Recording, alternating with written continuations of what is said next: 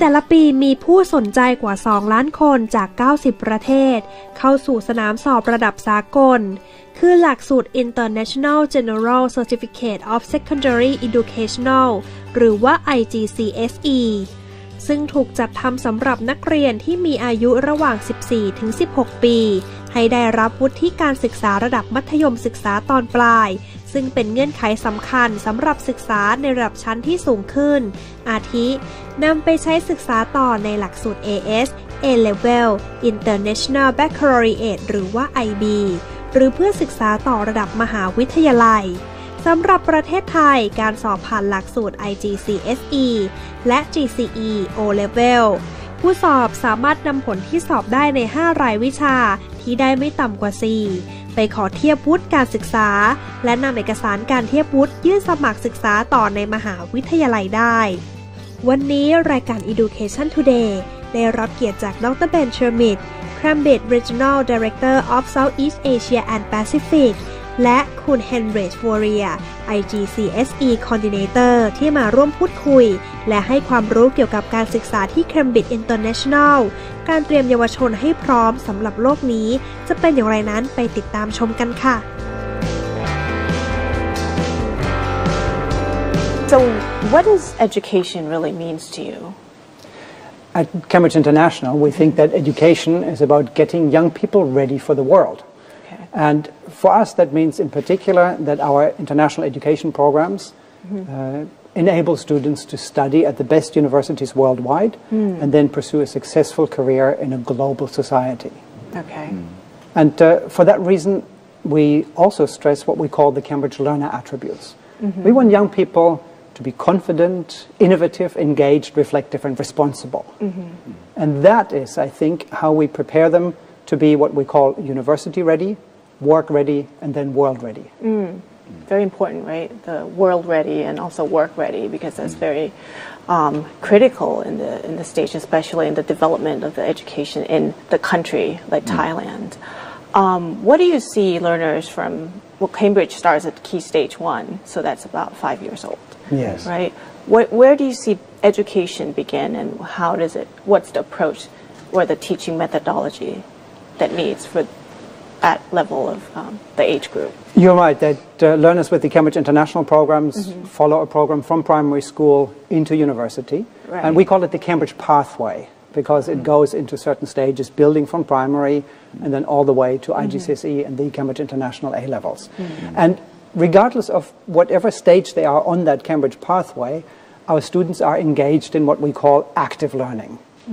And active learning means that students are actively engaged in their learning, in the curriculum content, and that they take responsibility for their learning. With regards to the teaching methods that stand behind that, it can be a wide range, and we give schools really flexibility to choose which pedagogies suit them. It could be any of the learner-centered approaches, it can be inquiry or problem-based approaches, it can be experiential or discovery learning. What all these have in common is teachers understand that they cannot simply give information or knowledge to the student. The student is not a vessel that we can simply fill and pour our knowledge into, but rather, as a teacher in the Cambridge approach, we need to provide learning opportunities for the students that allow them to engage with the content and to take responsibility to develop their own knowledge, skills, and understanding. And perhaps I can give 2 or 3 examples of what that could mean for a teacher. We find if we look at across the Cambridge schools that teachers use methods such as a methodology that we call scaffolding. They use assessment for learning, and they also make sure that learning is placed in a relevant context. So scaffolding means that teachers will always encourage students to take the next step on their learning journey, and that while doing so they give them the support and the guidance that they need, because taking the next step beyond what they already know is a step into the unknown, and that can be a little bit scary, but we encourage them to take that step and then we support them. That is what we mean by scaffolding. The second one was assessment for learning, and by that we mean that teachers in Cambridge schools will regularly give feedback to their students that will tell them what they already can do and then what they want them to try to achieve next, right? And finally, placing learning in a relevant context. We find this really important, but it's about making a connection between the textbook and the real world. Right. And that enables students then to understand why they're learning this in the first place and how to apply it. And all of these are examples of how we support students to become really active learners. Right. When to assess students, you assess at the end of Cambridge 1 as well, or do you start assessing students with the national assessments at the end of IGCSE? Where do you start? From the Cambridge side, we provide what we call formal central assessments by exams at the end of the primary stage already, typically in year 6 of their school, then at the end of the lower secondary stage, and then at IGCSE, where students are typically 15 or 16 years old, and finally as a school leaving examination, which is called the Cambridge International AS and A levels.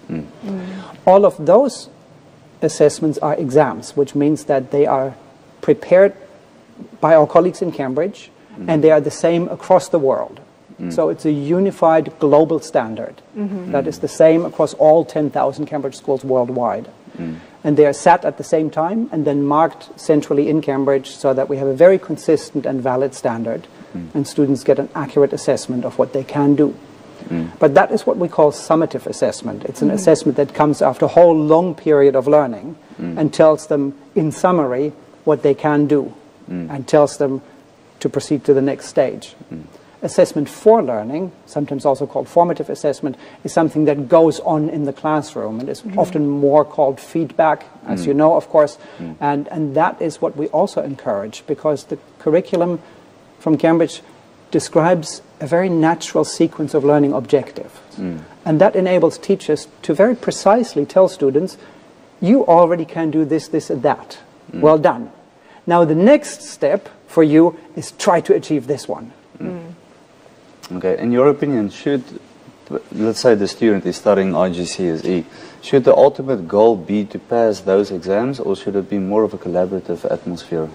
Definitely a collaborative atmosphere. We find that schools that overly focus on exam success are not the best schools. In fact, we find that the very best schools regard exams as a byproduct of learning, exam success as a byproduct of learning. The best schools always focus on learning, first and foremost. In fact, we've just developed what we call Cambridge Quality Standards for International Schools. And that asks only one question: is this school effective at teaching and learning?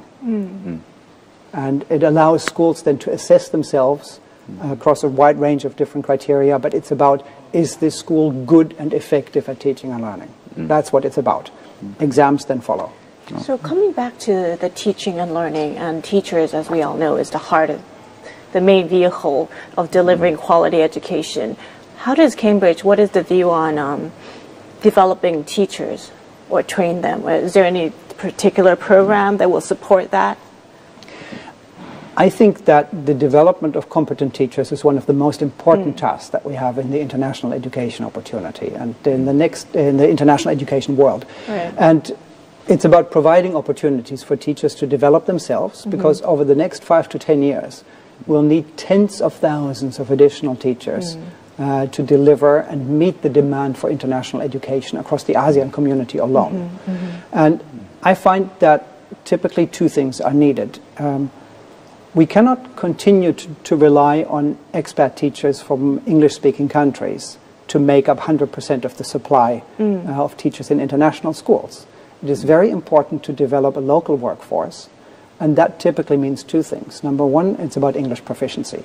So teachers can and should develop their English and have a career path in international education, which can be a very exciting opportunity for them. Yes. And then they need to recognize that often education in an international context is different from what they perhaps knew already. And that has to do with active learning on the one hand, actively engaging students in their own learning. But it also has to do with the fact that they often need to have additional language awareness. Because if I teach students in English in a language that is not their native language, then that means I teach in a bilingual context. And in a bilingual context, we have this saying, every teacher is a language teacher. So even if I deliver physics or economics in your case, I do also need to teach students the language. True. That is very true, yeah. I see that on a daily basis when you teach the students. The students sometimes refer to certain concepts that we see as like it's native to us, and for them it's extremely difficult to understand those concepts. So what is the vision of Cambridge in both primary and secondary school? Our vision is simple. We want to get students ready for the world. And one thing that we have is Cambridge International is the only truly global network of schools. There are 10,000 Cambridge schools worldwide offering the Cambridge pathway to their students in more than 160 countries. And in all of those, the motto that we live by is learn, discover, achieve. And that means we want to get students to learn what they need to know, and in doing so discover their true potential, and then achieve success at university, at work, and in the world. That's our mission, get students world ready. Is that why Cambridge offers such a large variety of subjects?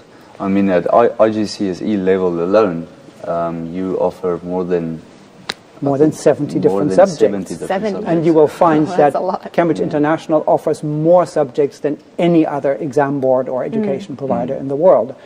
The reason that we do that is that we believe at primary and lower secondary level we need to set a foundation. So typically there the emphasis in curriculum and assessment terms is on English, maths, the sciences, and we're now also offering a very exciting new subject that's called Global Perspectives, and then there's ICT. Then at IGCSE level, where students are typically between 14, 15, 16 years of age, we offer a really wide variety of different subjects, and schools can choose which ones are right for their students. So there's a lot of flexibility, but typically it would be around 5 to 10 different subjects with Cambridge, and that allows students to explore a breadth of interest and have a really good grounding. Exactly. And then what happens in the transition to A level, students are allowed to specialize a little bit. Not too much, it should be balanced, but we find that approximately 3 to 4 subjects in the last 2 years of university education to study really in depth is a good thing, so that then they can already, we ask them and challenge them to commit to a certain extent to what they want to do later on in life and to think about that, and that allows them to go really in depth in those subjects and be very well prepared for university. In fact, you will find that all of the top universities in the United States, when they admit students with good Cambridge A levels, they say actually in your last year of school you already studied what we ask our students to study in the first year of university, and therefore they give them what is called advanced credit. It means they don't have to study that anymore, which means they can accelerate through university. Our studies show that they're more successful, and last but not least, it also saves them a lot of money. So it's a shorter period of time in the undergraduate program. And yes. No, I just want to say that is very true, because when I compared in my subject field, economics, universities such as Thammasat and Mahidol, I looked at what they teach the students in the first year. And that is more or less exactly what I'm doing now with my IGCSE students. So I can see how the universities can give credit to those students. Coming back to the topic of education, and you've been involved with education within the region, Asia and Thailand. What do you think the future of education in this region should be? How should it be? Every country in the world really needs to prepare the young people for a global society. And I find that across ASEAN, every country and people in every country realize more and more that bilingual education has a really important role to play in that. And from Cambridge International side, we very much support that through the flexibility of our programs, through guidance to teachers. And it means that bilingual education, students will study some subjects in English, an international curriculum with Cambridge, and other subjects in their native language according to a national curriculum. Here in Thailand, for example, Cambridge International started many years ago with the large international schools that were largely for the children of foreigners, but more and more we find that Thai parents want an international education pathway for their children, and that means schools, whether English program schools or university demonstration schools, offer bilingual programs, some in English, some in Thai, and the Cambridge curriculum is flexible enough to adapt to local circumstances and conditions, to combine with other curriculum. And what I find is important in Thailand for international education is that we need to preserve the Thai spirit and culture, language, history, values, community engagement, and so on, while being open to the wider world. And that is something that from Cambridge International we really want to support with bilingual education. For example, we offer an IGCSE program in Thai language. Oh, okay. And I believe that that is also really important across other ASEAN countries. So it's not just competency in the English language, it's the fluency in maybe 2 or more languages that's important or that you value as a Cambridge philosophy. We will find more and more that people who are monolingual are not going to be most successful in a global society. And I think English is the language of not just one country. It has become the global lingua franca, the language by which the world talks to each other. And that does not mean just the global economy. It means that more and more we must be aware internationally. Cambridge International programs are not for students who want to leave the country. Right. Yes, if they want to do that, they can do so.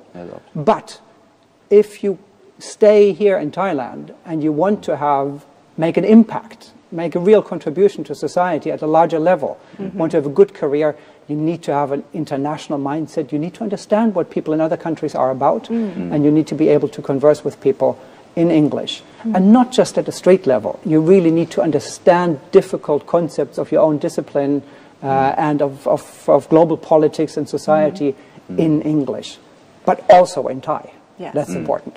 True. And I think if that's something really good about the Cambridge program is that it prepares our students to study abroad if they wish to study abroad, but also it's available for them to study at top universities inside of Thailand as well, which I really enjoy about the Cambridge program. And they could really become global citizens, right? True. That is right. And we aim to set a standard that is internationally valid. So if you study physics, for example, then we set a standard that will be good for you whether you study in the United States, in Australia, or here in Bangkok. Yeah. True. What role does education play in human resource development?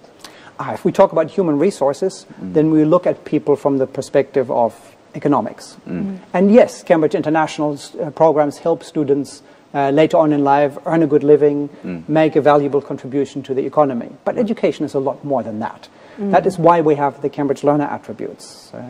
We want young people to be confident, innovative, engaged, reflective, and responsible. Young people need to become not just contributors to economy, they need to be responsible and engaged members of society. That's what the Cambridge Learner Attributes are about. And yes, Cambridge International programs and these attributes help students be successful in the economy, but more importantly, it's also good for their life. Okay. That's very good. Is there a direct link between the success of students at university level and students that successfully completed AS levels in Cambridge? We know from many years of experience speaking with students that have gone to university after Cambridge A levels that is so. But we've also looked into that in a bit more detail. And we've asked, for example, university admissions officers. They're the ones who choose who gets to go to, in this case, the very best universities, and then they track their progress and success. And they have told us in a survey, literally 98 to 100% of the top university admissions officers say that students with Cambridge International A levels have the content knowledge and the skills that they need to succeed at university. And importantly, that they also have the 21st century skills in terms of teamwork, collaboration, presentation, and research skills that really sets them up for success at university. Because it's not only about getting into university, it's also about getting on, being successful once you're there and in the wider world of work. But we've also conducted studies where we've compared cohorts of students at, in this case, in Florida, where we took a cohort of students with Cambridge International A levels, students with the IB diploma, and students that did advanced placement. And we found that the students with Cambridge International A levels were more likely to complete their degree. In other words, far fewer of them dropped out. They were more likely to undertake honors degrees. And they were also more likely to engage in real research already at an undergraduate level. And finally, they had more highly developed 21st century skills. So the students with Cambridge International A levels in that cohort in Florida was more ambitious, more successful, and ultimately, I would argue, more prepared later for after university, the world of work. Very good. Is there any last note that you would like to add in terms of education in Thailand? What steps do we need to take? What are any urgent steps that we need to take to meet the 21st century education? What I would really like to see us as the Cambridge International community in Thailand develop is a truly Thai-specific approach to international education. One that preserves the Thai spirit, that allows Thai students to study an international education, be fluent in English, without any fear that they might be losing their roots or that they might become alien to their own community. What I want them to be is as fluent in English as they are in Thai, that's the baseline, and to be as open about international and global developments as they are engaged in their own country and the spirit of Thailand. So you want them to become truly bilingual individuals? Absolutely right, yes. Thank you very much for your presence today. It means a lot to the program, to the school, and also to education in the country.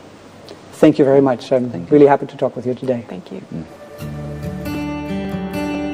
การนำเทคโนโลยีที่ทันสมัยมาเป็นเครื่องมือในการพัฒนานักเรียนให้สามารถค้นหาข้อมูลโดยการจัดการเรียนการสอนภาษาอังกฤษและภาษาไทยระดับอนุบาลระดับประถมศึกษาและระดับมัธยมศึกษาสุดท้ายนักเรียนต้องมีความชำนาญในการใช้ทั้งสองภาษาในระดับที่เท่าเทียมกันในขณะที่ทุกวิชาต้องมีการจัดการเรียนการสอนสองภาษาที่แท้จริงด้วยการสอนที่เป็นคู่ขนานกันไประหว่างภาษาไทยและภาษาอังกฤษเป็นต้นรายการ Education Today หมดเวลาลงแล้วพบกันใหม่ในสัปดาห์หน้าทุกวันเสาร์เวลา 10:00 นถึง 10:30 นทางสถานีโทรทัศน์ News 1และนี่คืออีกหนึ่งรายการคุณภาพจาก RSU Wisdom TV ทีวีแห่งมหาวิทยาลัยรังสิต